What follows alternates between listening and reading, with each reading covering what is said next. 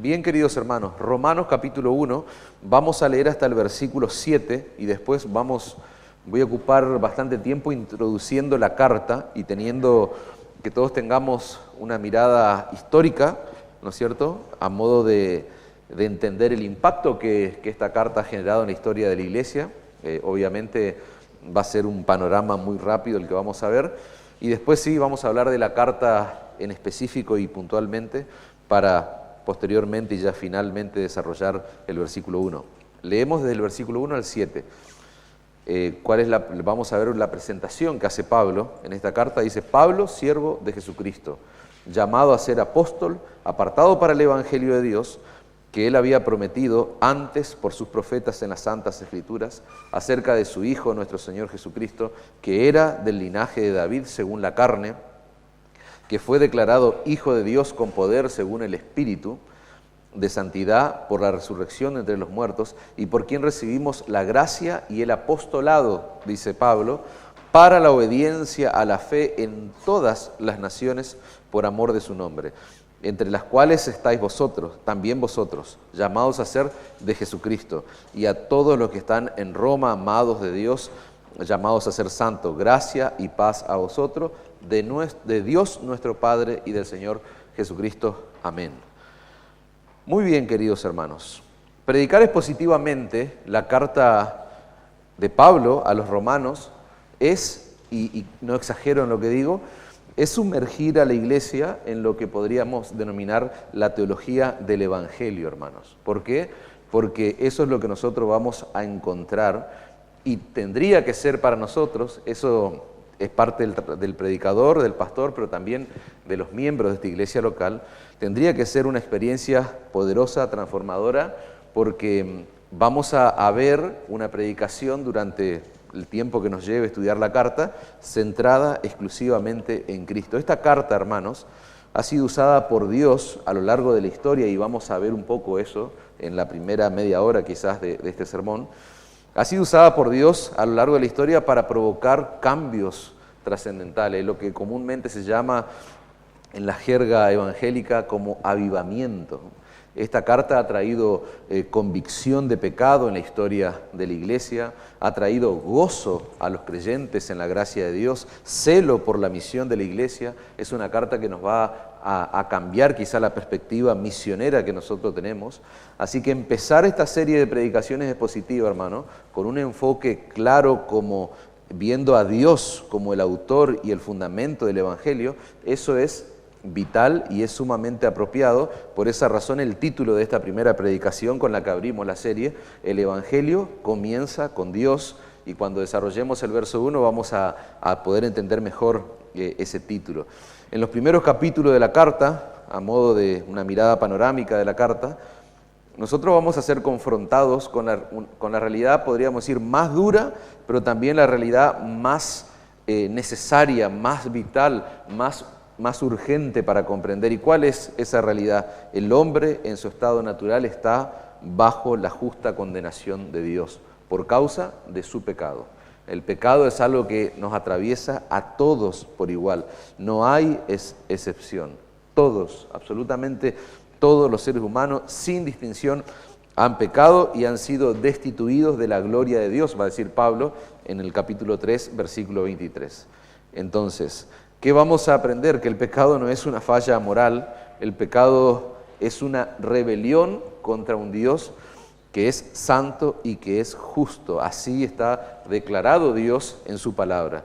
Esa es la condición humana expuesta con total claridad, sin adornos, sin rodeo, de manera directa en esta carta. Pero no todo es juicio, hermano.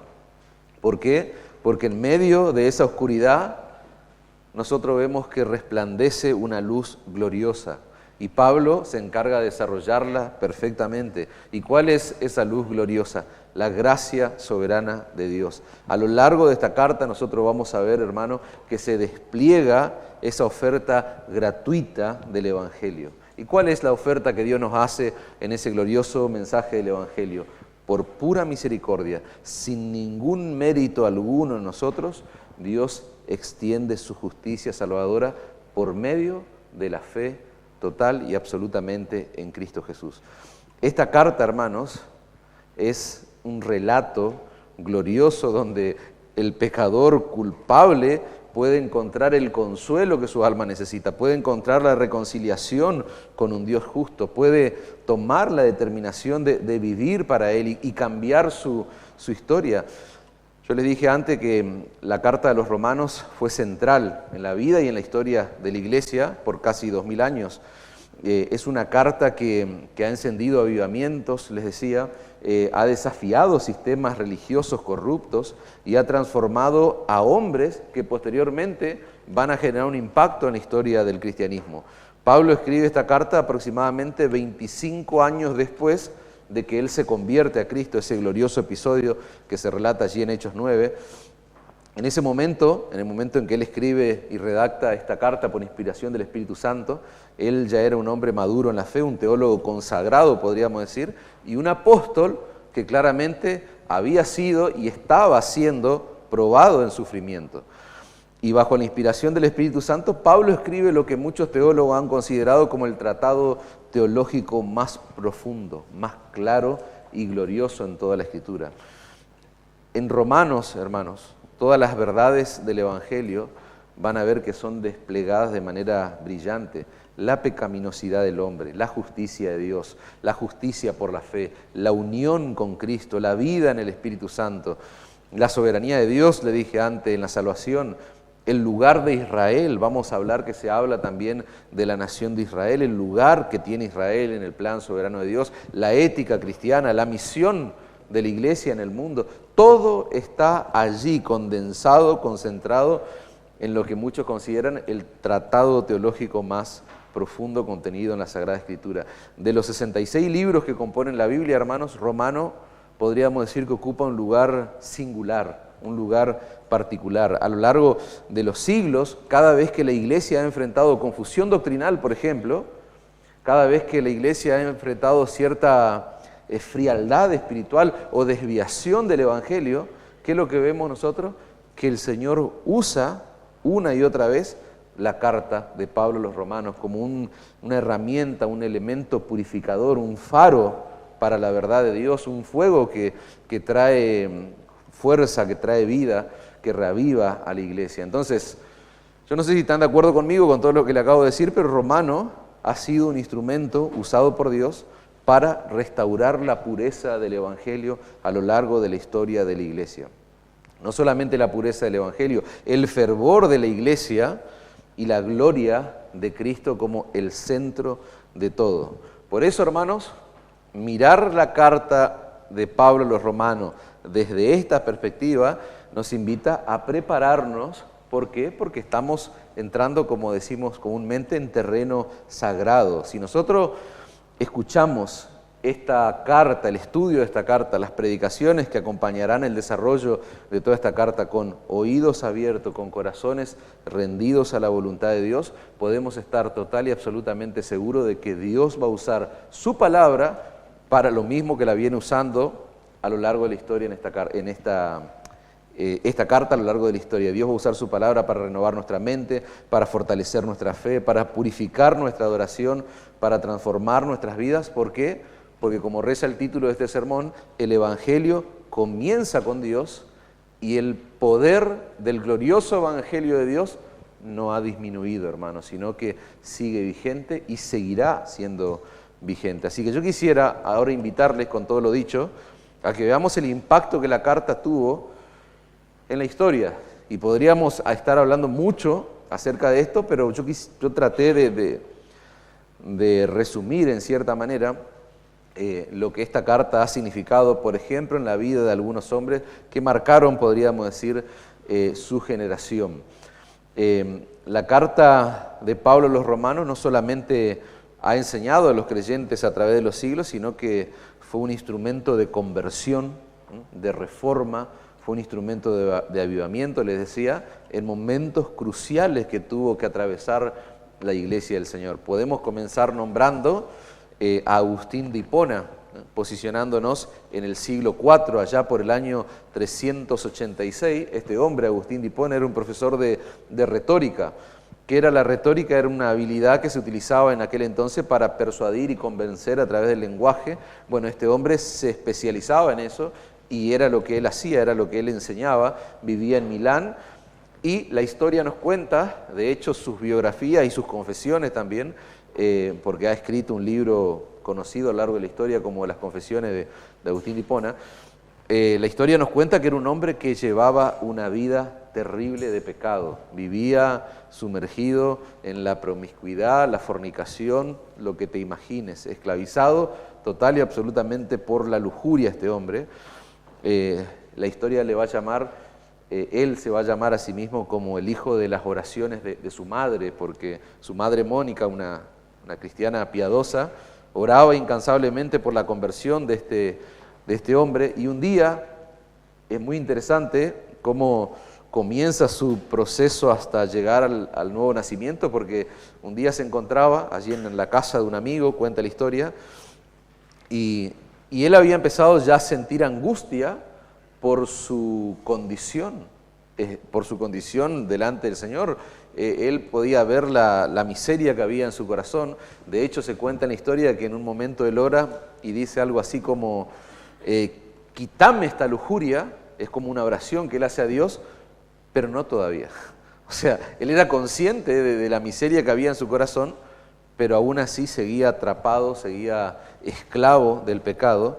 Y en esa condición, siendo consciente de su miseria, estando en la casa de este amigo, él escucha a niños que juegan y repiten allí una expresión que traducido sería toma y lee, toma y lee. Él escucha allí, estando en el jardín de este amigo, y él toma eso como una señal, entra a la casa y cuenta la historia que había un rollo allí de la escritura, del libro de Romano puntualmente, y sus ojos, dice la historia, que reposan sobre una porción que dice, andemos como de día, honestamente, no en glotonerías y borracheras, no en lujurias y lascivias, no en contiendas y envidias, sino vestidos del Señor Jesucristo, y no proveáis para los deseos de la carne. La porción que nosotros hoy conocemos y la tenemos allí titulada y graficada como Romanos capítulo 13, versículo 13 al 14. Sobre esa porción reposan los ojos de este hombre, y Agustín relata que al leer esas palabras, dice literalmente, una luz fue derramada en mi corazón y todas las tinieblas de la duda se disiparon, dice este hombre. Y así fue el comienzo de una nueva vida. A partir de ese día, este hombre comienza a vivir por Cristo, a caminar en santidad. Su testimonio, como les dije antes, su historia de vida queda inmortalizado allí en su obra literaria que se llaman Las Confesiones de Agustín, y él se va a convertir en lo que se le llama en la historia de la Iglesia como uno de los padres de la Iglesia, uno de los teólogos más influyentes de todos los tiempos. Y me interesa destacar esto. ¿Cómo comienza todo esto? Con la carta de Pablo a los Romanos. 1000 años pasan, vamos a resumir la historia. 1000 años después aparece en escena un hombre, del cual estuvimos estudiando mucho con los jovencitos durante algunas semanas. Este hombre se llama Martín Lutero. Pasamos del siglo IV, pasamos al siglo XVI. ¿Quién era Martín Lutero? Ya sabemos, un monje agustino, un hombre que había leído mucho a Agustín, ¿no es cierto? Agustín fue un teólogo que influenció profundamente la vida de Martín Lutero, era alemán, ya sabemos, y a diferencia de su teólogo preferido, podríamos decir, Lutero vivía atormentado por el peso de la santidad de Dios. No vivía atormentado por la lujuria, no. Lutero era todo lo contrario, él sentía un peso por la santidad de Dios y la conciencia continuamente lo estaba allí alterando, trayendo, no tenía paz en su corazón. Él se esforzaba por ser justo delante de Dios, pero continuamente más se esforzaba, más condenado se sentía este hombre.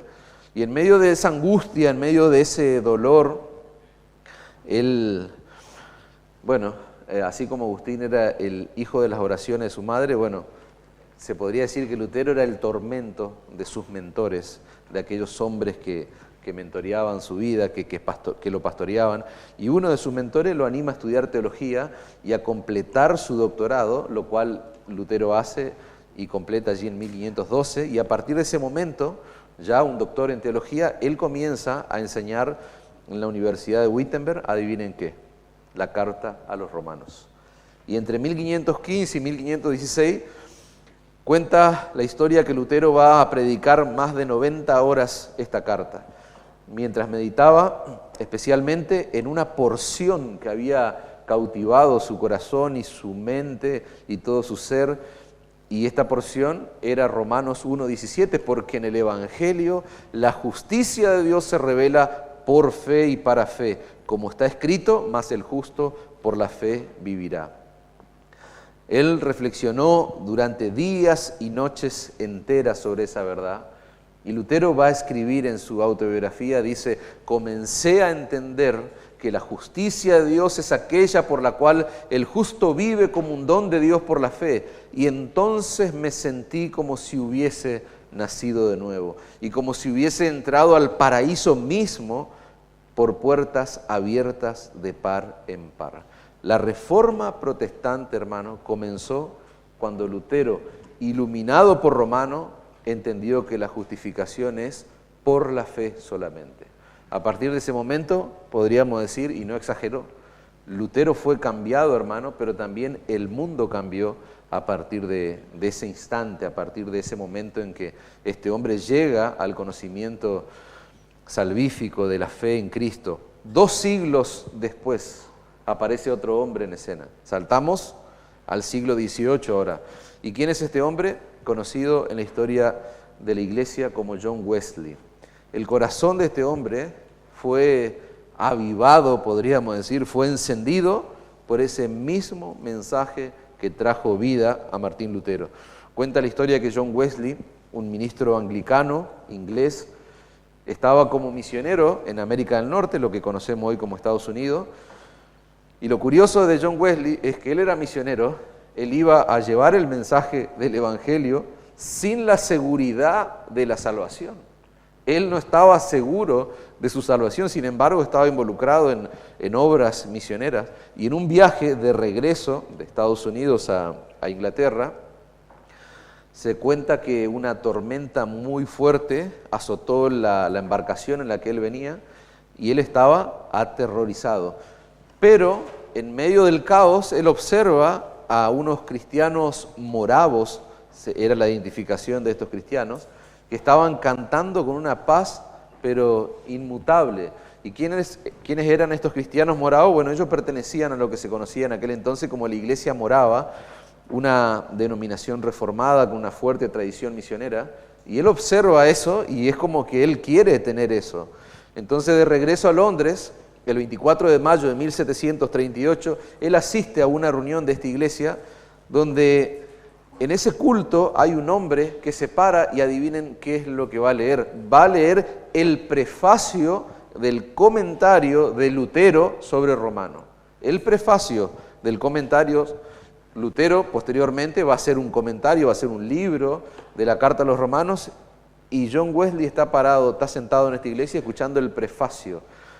Y escribe Wesley en su libro, dice: a eso de las 9:15, mientras escuchaba la descripción del cambio que Dios obra en el corazón por la fe en Cristo, sentí mi corazón ardiente de una manera extraña. Sentí que confiaba en Cristo y solo en Cristo para mi salvación. Y a partir de ese momento, dice, recibí la seguridad que Él había quitado mis pecados. Sí, incluso los míos, y me había salvado de la ley del pecado y de la muerte, escribe este hombre. Y esto es increíble, hermano, porque 200 años después que Lutero escribe estos comentarios, hay alguien en una iglesia que está leyendo el prefacio, no está leyendo ni siquiera el comentario que Lutero pudo haber hecho de la carta a los romanos, sino que está leyendo el prefacio, la introducción de esta obra. Y a medida que la salvación está siendo explicada desde ese púlpito, John Wesley obtiene la salvación en Cristo, la verdadera salvación, porque era un hombre que no estaba seguro de su salvación. ¿Cómo? entendiendo las mismas verdades que 200 años antes Martín Lutero había logrado comprender. Así comienza, hermano, lo que en la historia se conoce como el gran avivamiento del siglo XVIII en Inglaterra, con Wesley como uno de sus principales predicadores. ¿Cuál fue el instrumento? Una vez más, la carta de Pablo a los romanos. Estos son testimonios, hermano, de hombres que Dios usó a lo largo de la historia y del impacto que la carta tuvo. Podríamos, repito, estar hablando mucho tiempo. ¿Qué decía el prefacio? Porque me interesó saber qué decía el prefacio del comentario de Martín Lutero sobre la carta a los romanos, esto que impactó la vida de John Wesley. El prefacio decía: esta epístola es la verdadera obra maestra del Nuevo Testamento, el evangelio más puro. Es digna de ser memorizada palabra por palabra por cada cristiano y de meditar en ella todos los días, como el pan diario del alma. Nunca podemos leerla o reflexionar sobre ella demasiado, pues mientras más lidiamos con ella, más preciosa se vuelve y mucho mejor sabe al paladar. Bueno, Dios quiera que eso sea una realidad entre nosotros al desarrollar el estudio de esta carta, hermanos. ¿Qué dijo Juan Calvino acerca de la carta a los romanos? Cuando uno gana una comprensión de esta epístola, tiene una puerta abierta hacia todos los tesoros de la Escritura. Hay un teólogo también conocido, Frederick Bruce, dice: a lo largo de la historia de la Iglesia, Romanos ha provisto el combustible teológico que ha encendido los grandes fuegos del avivamiento.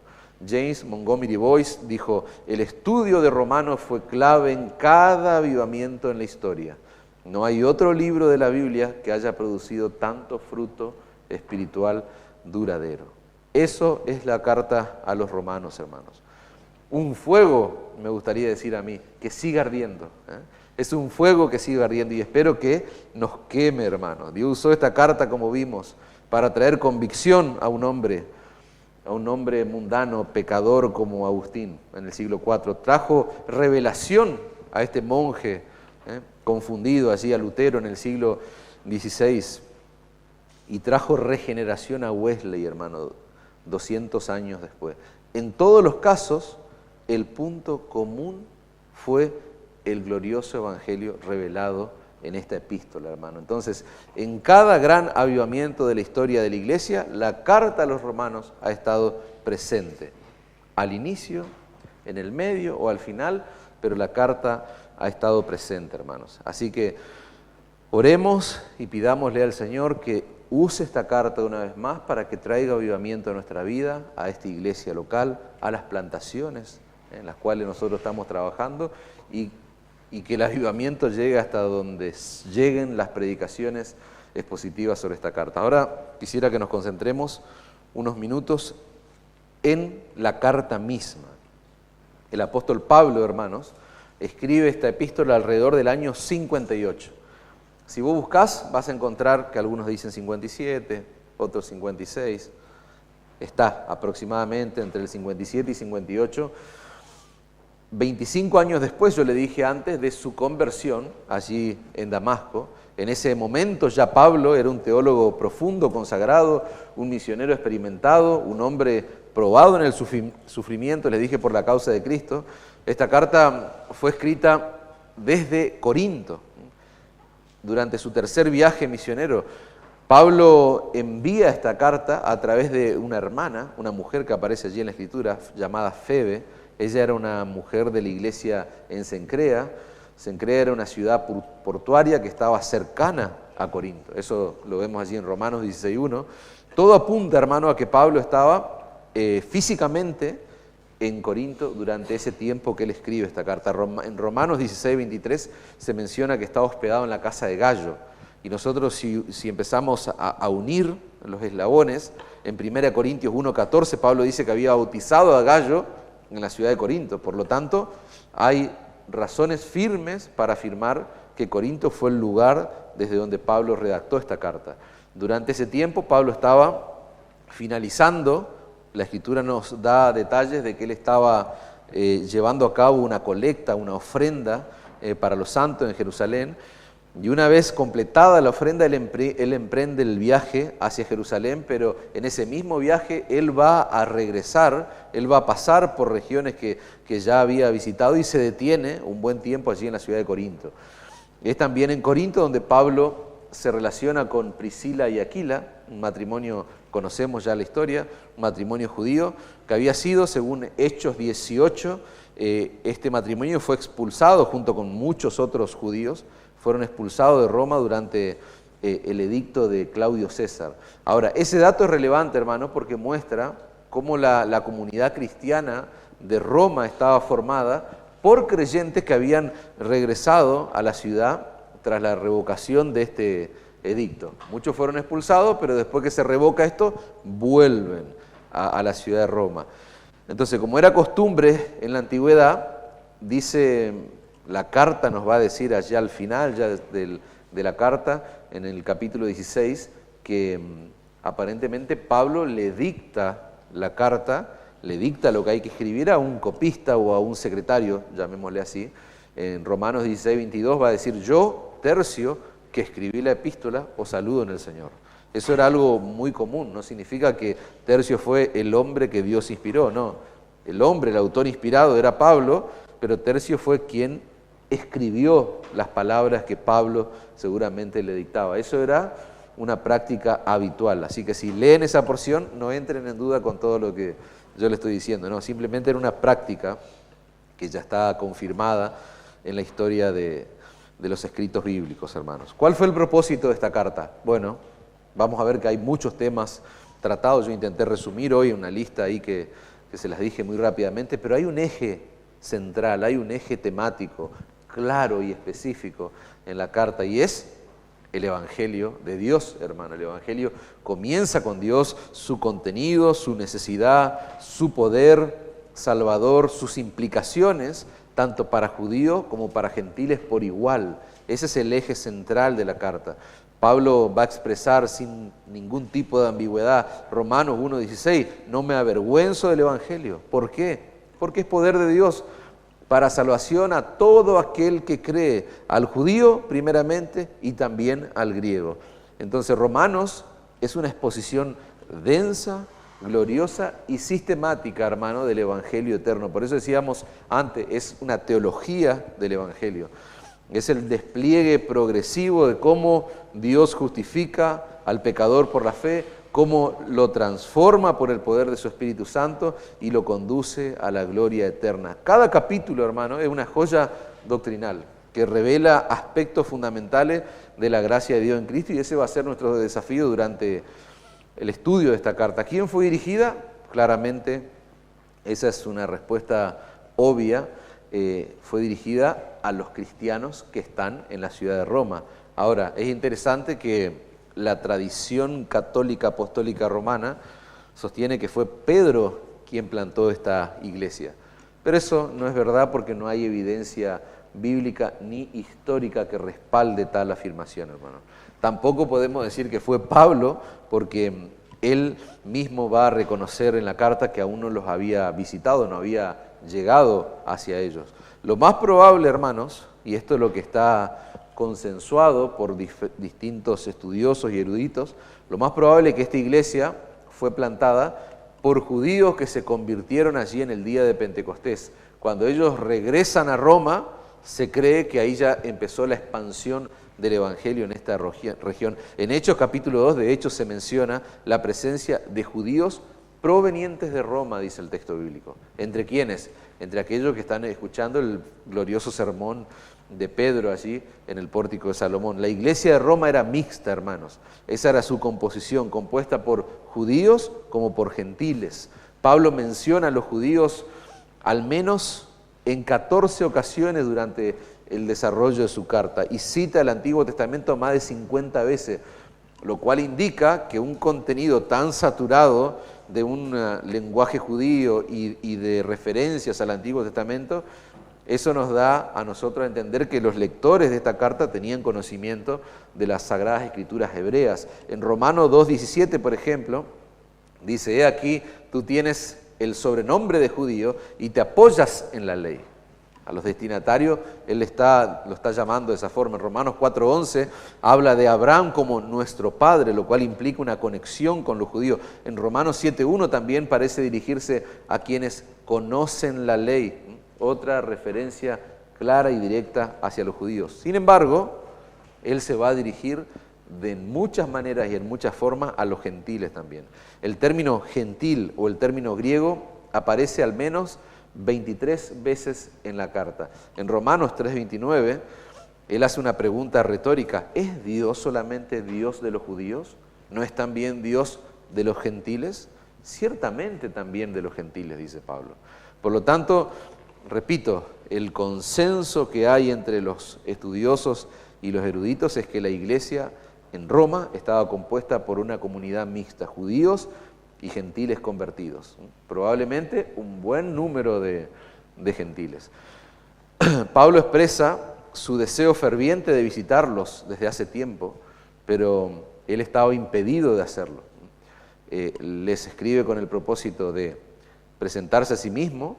Él se presenta a sí mismo y presenta el mensaje que él tiene que llevar, y ese mensaje no es ni más ni menos que el Evangelio de Cristo.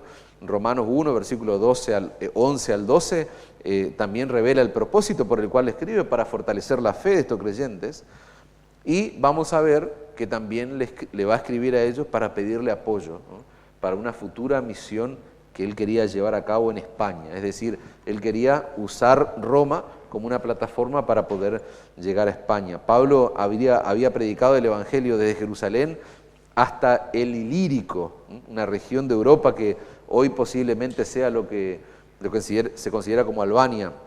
Y al no tener más regiones donde predicar, claramente vemos en la Escritura una intención de Pablo de ir hacia el occidente del imperio, por lo cual planeaba pasar por Roma como una escala o como una plataforma para poder llegar finalmente a España. Nosotros vamos a escuchar eso, vamos a leerlo, mejor dicho, en Romanos 15, 22 al 24, dice: por esta causa me he visto impedido muchas veces de ir a vosotros, pero ahora, no teniendo más campo en estas regiones y deseando desde hace muchos años ir a vosotros, cuando parta para España iré a vosotros, porque espero veros al pasar y ser encaminado allá por vosotros, una vez que haya gozado con vosotros. Él quería pasar por ahí y probablemente que esta iglesia lo pueda ayudar a continuar su viaje misionero. Entonces, no tenemos evidencia concluyente, hermano, de que Pablo haya llegado a España, por ejemplo. Esa era su intención, pero no podemos concluir que sí llegó a España. Pero sí sabemos que él llegó a Roma. ¿Cómo? Como prisionero.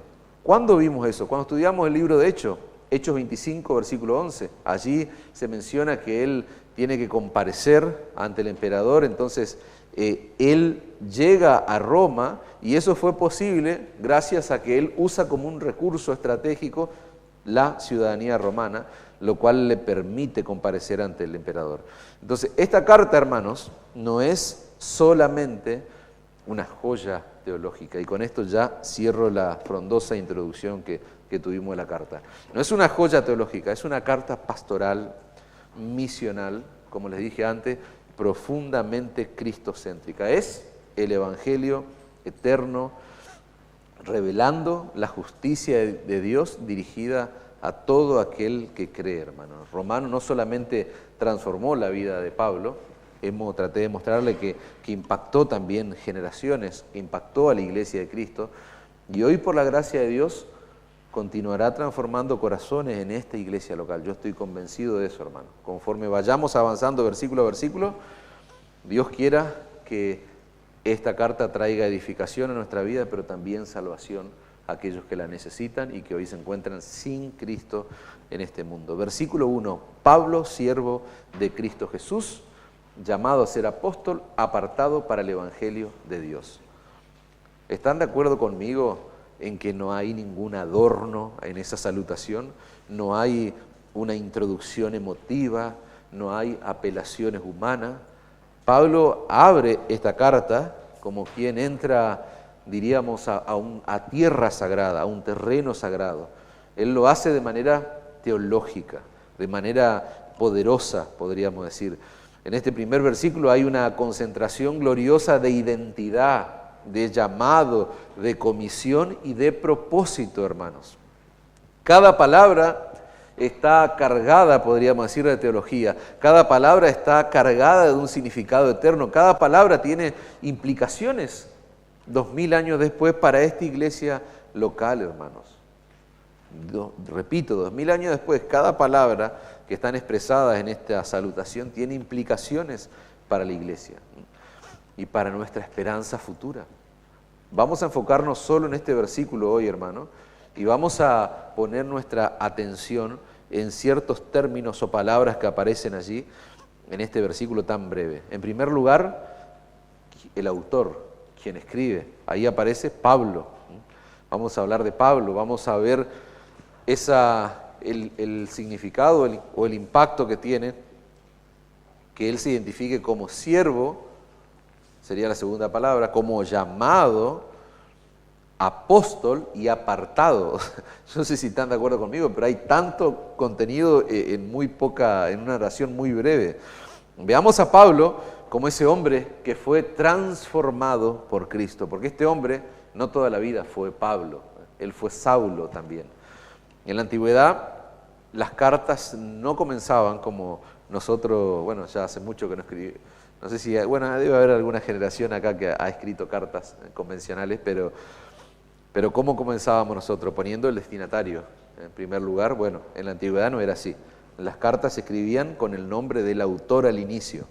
Y fíjense que Pablo no necesita mayor presentación. No había redes sociales en ese momento, no había probablemente los medios de comunicación que tenemos hoy, pero claramente esta gente sabía quién era Pablo.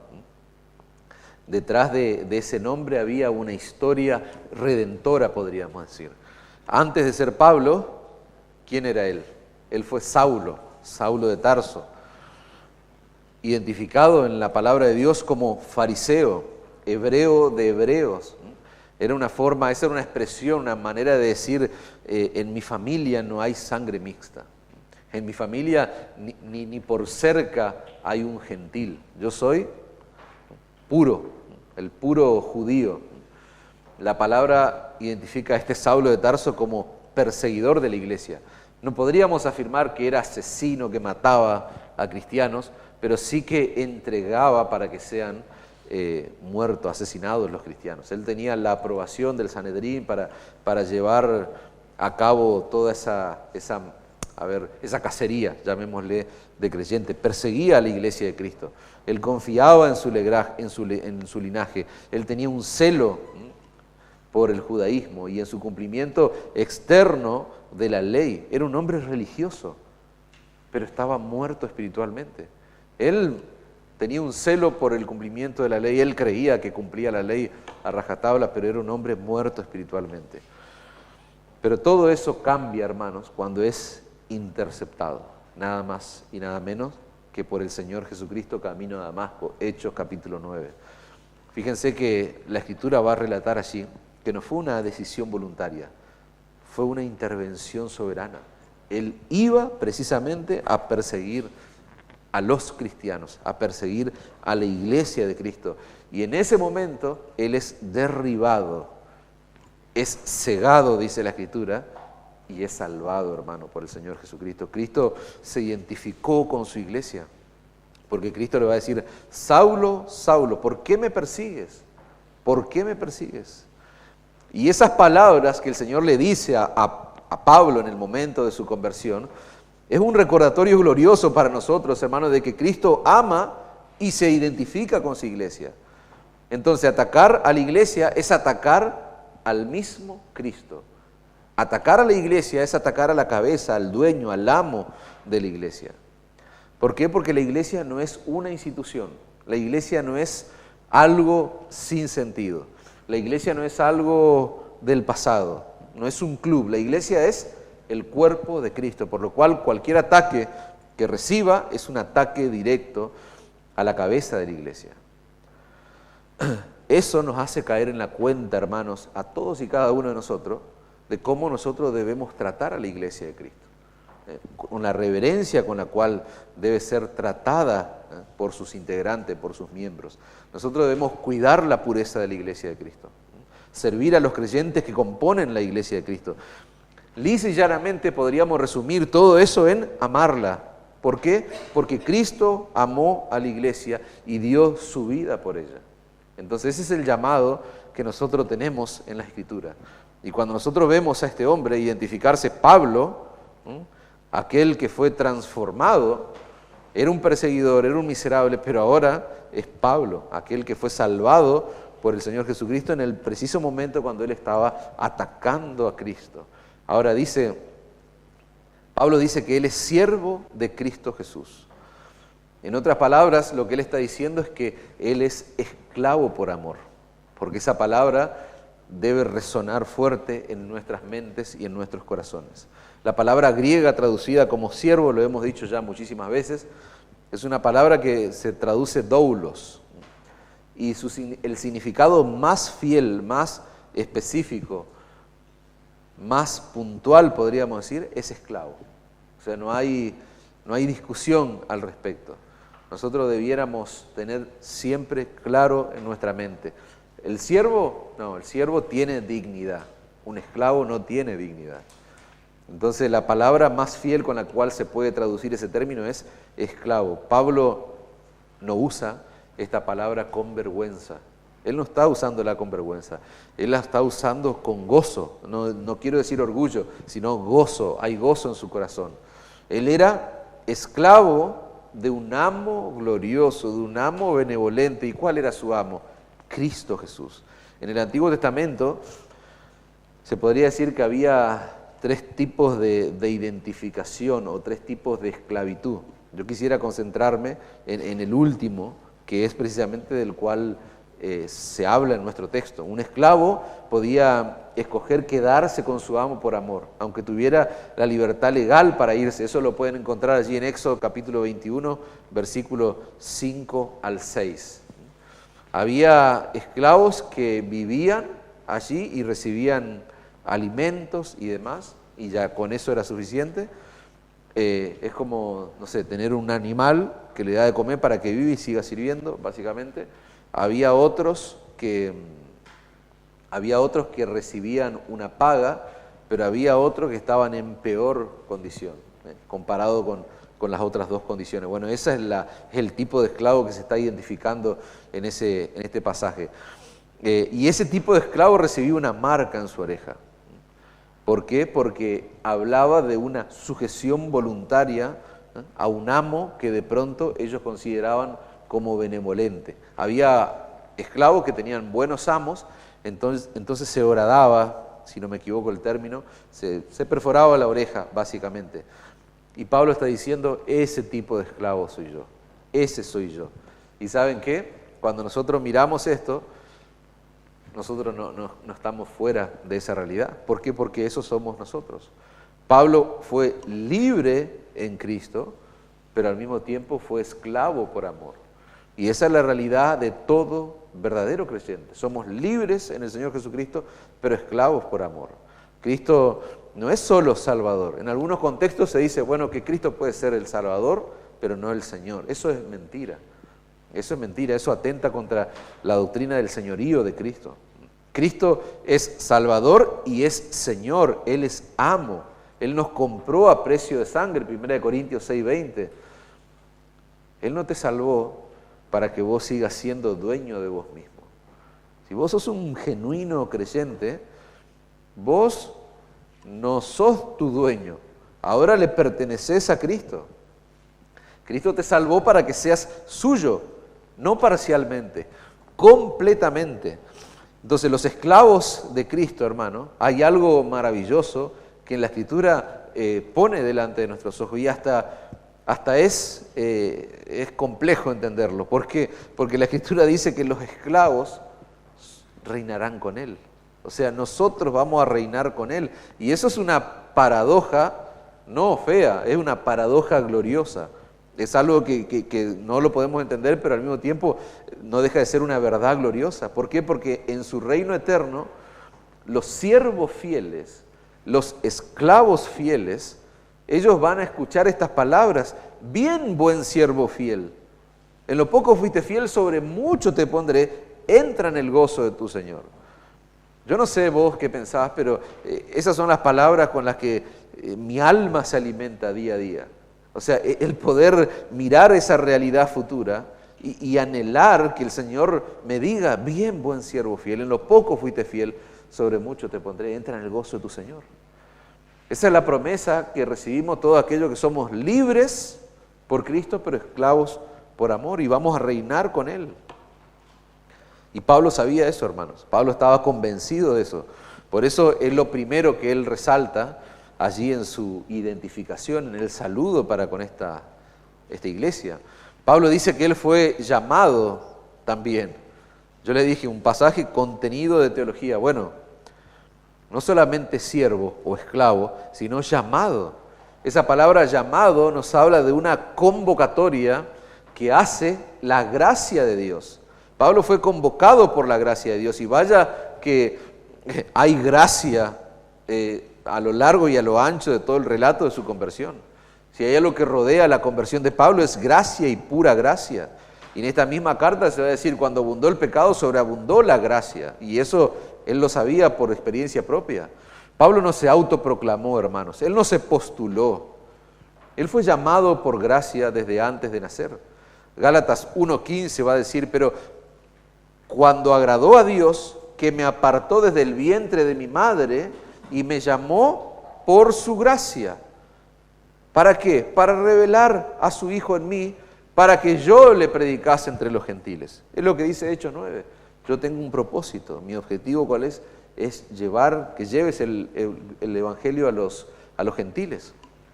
Fíjense qué interesante lo que Pablo le dice allí a los Gálatas. Que Dios lo apartó desde el vientre y lo llamó por gracia, ¿para qué? Para revelar a su Hijo en él y para al mismo tiempo que él lleve ese glorioso mensaje del Evangelio. Pablo fue escogido para que Cristo fuera revelado en él y a través de él, hermanos.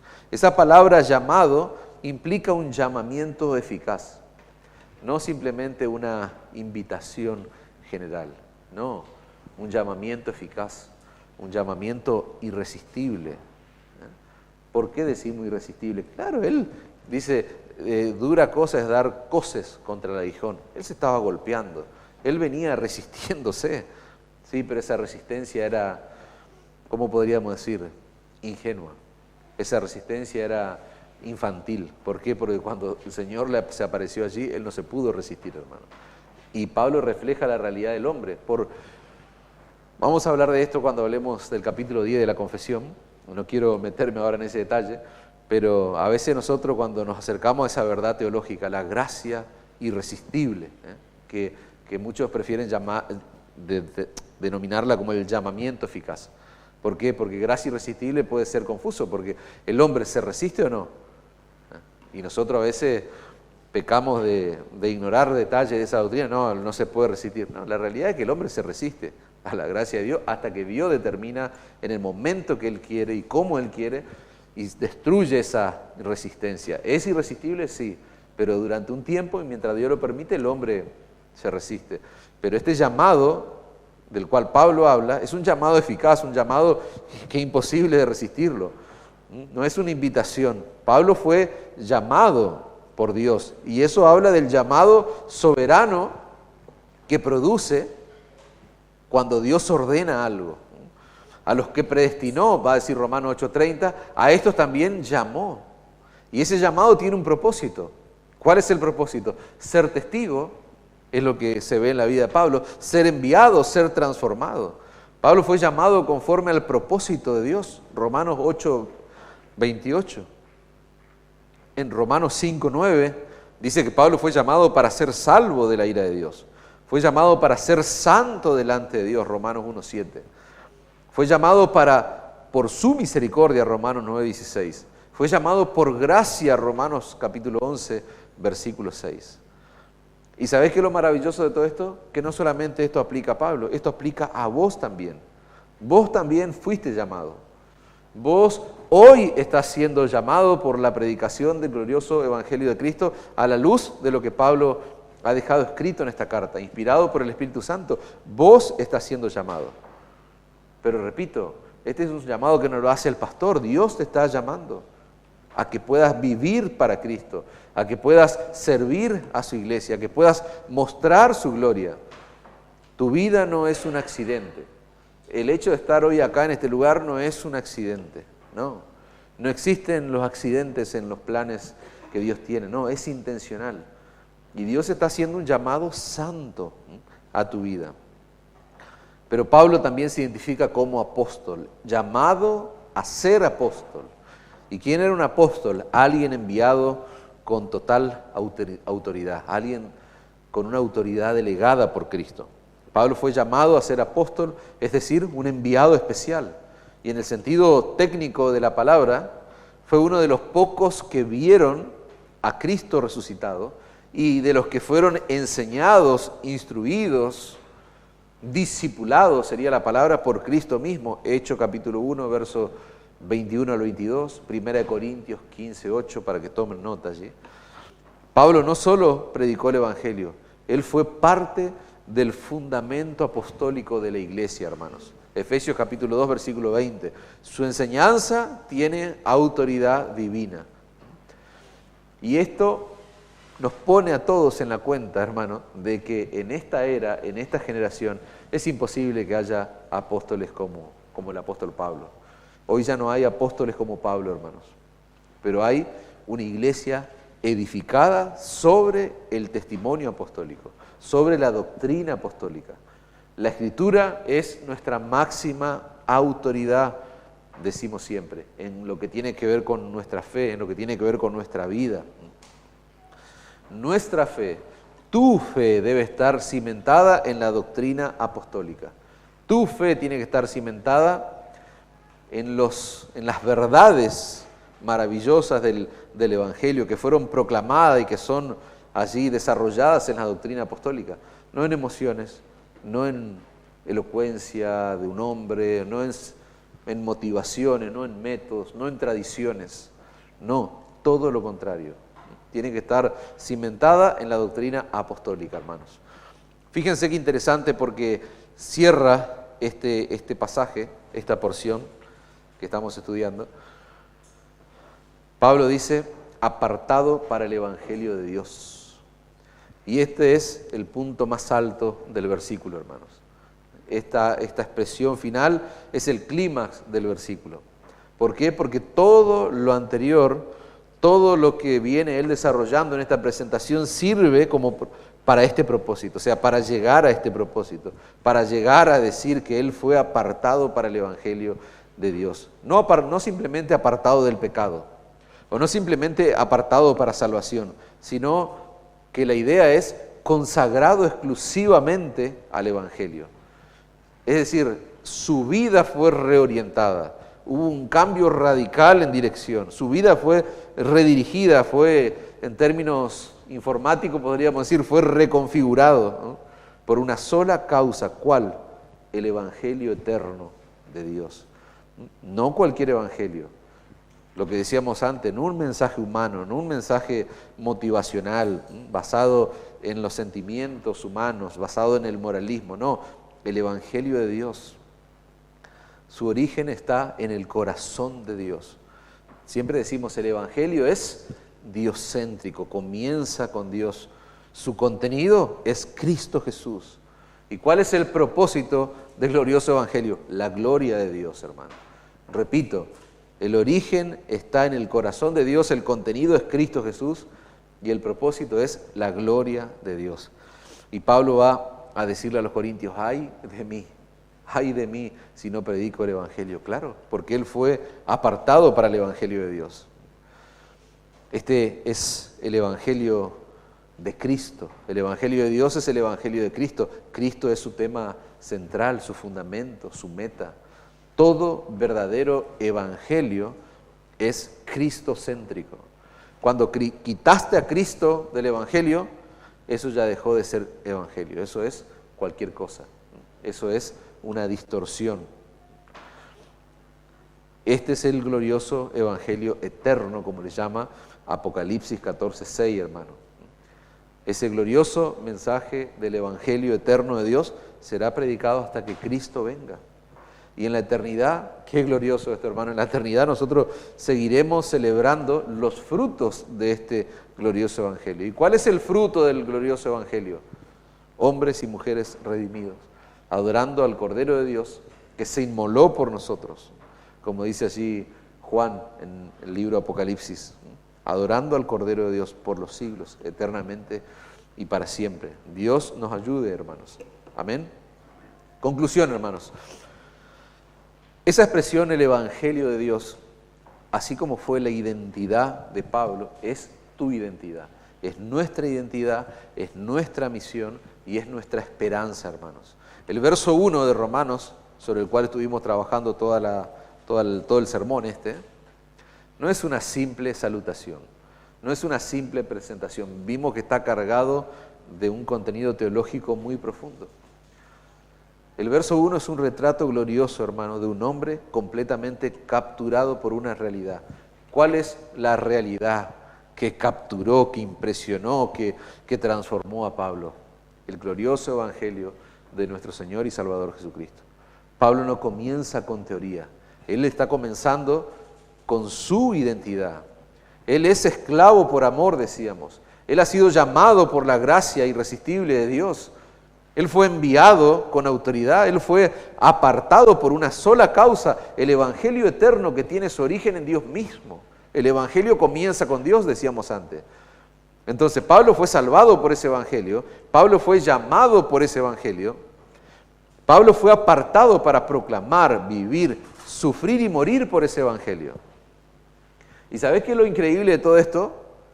Es que en la ecuación de Dios, en el plan de Dios, vos no estás fuera. ¿Por qué? Porque lo mismo ocurre con vos. También fuiste salvado, llamado y apartado por este glorioso evangelio. ¿Para qué? Para vivir, sufrir y morir, si fuera necesario, por este evangelio. Vos no tenés que decir con falsa humildad, yo no soy como Pablo. Yo de hecho pensé mucho tiempo que Pablo era como una especie de superhombre. O sea, pensé que él tenía como cualidades especiales, o no cualidades, sino como una especie de unción diferente. Pablo era un hombre sujeto a pasiones como las tuyas, como las mías, por lo cual ninguno de nosotros debiera decir, yo no soy como Pablo, no. Nosotros tenemos que afirmar con fe y con gratitud, yo también fui comprado con sangre, llamado por gracia y apartado para vivir para la gloria de Cristo. Si vos sos un verdadero creyente en Cristo, esa debe ser tu afirmación, esa debe ser tu expresión. Si vos pertenecés a Cristo, este pasaje y esta introducción a la carta a los romanos te obliga a examinar tu alma, te obliga a examinar tu vida, cómo estás viviendo en virtud de estas realidades y de las verdades que hemos visto hoy y que debieran tener impacto en tu vida si vos sos un verdadero creyente. ¿Cómo estás viviendo? ¿Un cristiano nominal? ¿Alguien que no asiste a la reunión? Soy creyente, sí. O se ve que vos sos un esclavo de Cristo por amor. Un esclavo, hermano, a ver, ¿qué es un esclavo? No tiene decisión propia un esclavo. Un esclavo no puede decidir, porque él está sometido al señorío de Cristo, por lo cual es Cristo quien decide sobre la vida de este tipo de esclavos. Pero ese sometimiento es por amor, porque yo entiendo la profundidad del Evangelio. Y soy expuesto a este tipo de predicación, a este tipo de enseñanza, a este tipo de doctrina que me lleva no a sentirme el mejor entre los creyentes, no, a sentir lo miserable que soy, cuánto yo necesito de este glorioso evangelio todos los días de nuestra vida. Entonces, ¿sos un espectador del evangelio? ¿O sos alguien que realmente vive como un esclavo? ¿Estás apartado para tu comodidad, para tus planes, tus deseos, o estás apartado para el Evangelio de Dios, como dice Pablo? Porque a mí me encantaría que todo lo que estamos acá en este lugar, o sea, no es un deseo mío, eso es lo que Dios está llamándonos a todos, a que seamos apartados para su Evangelio. Dejá de vivir para vos mismo, no, que esto pueda ser una realidad, que sos alguien apartado para el Evangelio de Dios. El Evangelio no es solo lo que te salvó en el pasado si sos un creyente. No es solo lo que te puede salvar aquí y ahora, hoy mismo, si sos un incrédulo. No, el Evangelio define tu presente y garantiza tu futuro. El glorioso evangelio de la gracia de Dios es lo que sostiene nuestra vida, hermanos. Tu vida debe estar anclada día tras día, de manera permanente. Entonces vos tenés que hacerte este tipo de preguntas, pero con temor reverente. ¿Mi vida está marcada, está saturada, dirigida por el evangelio de Dios? O sea, ¿qué es lo que distingue mi vida? Si yo tuviera que hablar con alguien que me ama de verdad, con un hermano que yo le puedo configurar a ver para que, como un robot, que sea sincero, totalmente sincero, ese hermano que está al lado mío, ¿puede decir, sí, tu vida está marcada, saturada y dirigida por el evangelio de Dios? Podemos decir como Pablo, para mí el vivir es Cristo y el morir es ganancia. Eso no es un eslogan que cae bien en una remera, hermanos.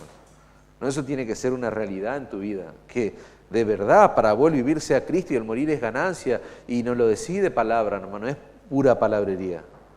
No, eso es que se ve, se observa, eso se ve, es lo que vos respirás.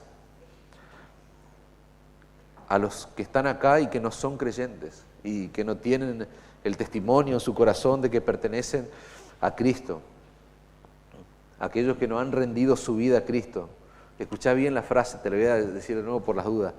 El evangelio de Dios no es un invento del pastor, no es un invento de hombres, no es una de las tantas propuestas religiosas que hay en este mundo para gente en tu condición. No es una ideología, no, es la buena noticia que viene del corazón eterno de Dios. Es la buena noticia de que aunque estás bajo condenación, aunque estás bajo la ira de Dios, Dios te ofrece salvación por gracia. No tiene nada que ver con vos, no tiene nada que ver con tu miseria. Dios te ofrece salvación por gracia. Es la buena noticia de que la justicia que vos no podés alcanzar por vos mismo, Cristo la alcanzó. Cristo vivió, Cristo cumplió el estándar de perfección que establece la justicia de Dios. El evangelio de Dios es la buena noticia de que la culpa que te pesa la cargó Cristo en la cruz del Calvario. Esa miseria que te caracteriza, que te condena, Cristo la llevó en la cruz del Calvario. Es la buena noticia de que vos, si crees en Cristo, te arrepentís de tus pecados, vas a ser perdonado, adoptado, justificado y asegurado para la eternidad. Y todo eso vamos a aprender durante el desarrollo de esta carta. ¿Hay mejores noticias que esa? ¿Hay mejores noticias? ¿Hay algo que sea mejor, más novedoso que el glorioso evangelio de Dios? No hay, dice Hechos 4:12, otro nombre bajo el cielo dado a los hombres en el que podamos ser salvos. Y ese nombre es el corazón del evangelio de Dios, es el contenido del evangelio de Dios, es Cristo mismo. Entonces, confesá a Cristo, proclamá a Cristo. Evangelio significa buenas nuevas, buenas noticias, pero no cualquier noticia. Es la noticia eterna de un Dios justo que salva por gracia a pecadores que son indignos.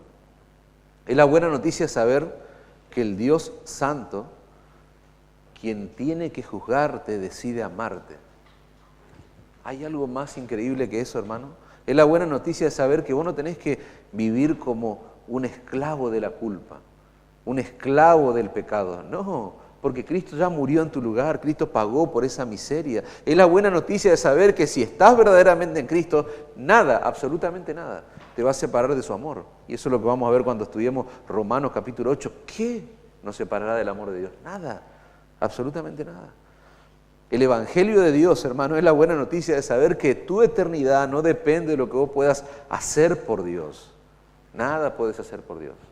No, depende de lo que Dios ha hecho por vos en Cristo. Esa es la mejor noticia de todas. Esa es la mejor noticia que yo tengo que saber. Cuando llegue al final de tus días, esta noticia dice que si llegás amparado en los méritos de Cristo, vamos a poderle ver tal cual como es Él y vamos a estar con Él por toda la eternidad. Ese es el evangelio de Dios. Si estás sin Cristo, no lo ignores, no lo rechaces, no retrases tu rendición. Cree en Cristo, arrepentite de tus pecados. ¿Para qué? Para que vos puedas ser como Pablo, llamado, apartado para el evangelio de Dios, no solo para que te salves, sino para que lo proclames. Amén.